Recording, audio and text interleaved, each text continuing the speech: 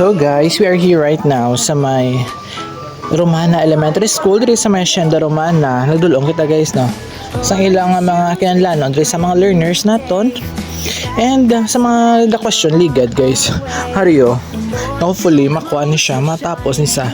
Yan ni actually guys funded by the city or by the government. Hariyo. Kaso wala siya natapos. May mga bars na tani oh. No, pila pa ni ka classroom so, tatlo pa ni tani. Mas kanami guys so, isa sa mga kanami di. O alugbati.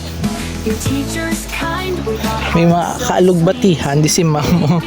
Ari guys so, pakita ko sa inyong marker bala. Kung ang building nga ini, di magbala ka patukod ka deped. Actually sang province, Montelibano type constructed under the administration of then Governor Alfredo Montelibano Jr. Kanami tani okay do tatlo pa ni classrooms and hopefully no ma-fundingan ni sa liwat kay mapus lang ginisang ng mga kabataan diri ang ini nga mga classrooms. Diba? What do you think?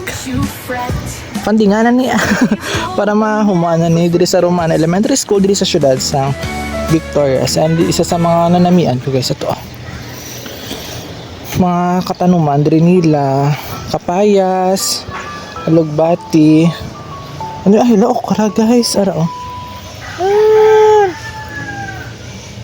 Diba?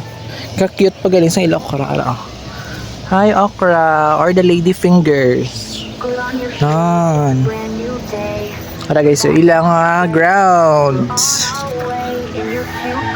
Okra, kakit sa ilang mga okra diri. Ano ni siya ya? Katumbal? Katumbal ara oh. Nan. Ara. Kana pa ikap mo basta magsunggod. And then kalabasa, tinangkong. Diba? Dora lang ta sa balay sa likod. Sa farm, mini farm sa Romana. Pero no. Lapit na lang kita ni atop kung ano-ano pang idugang. Sa muna na siya.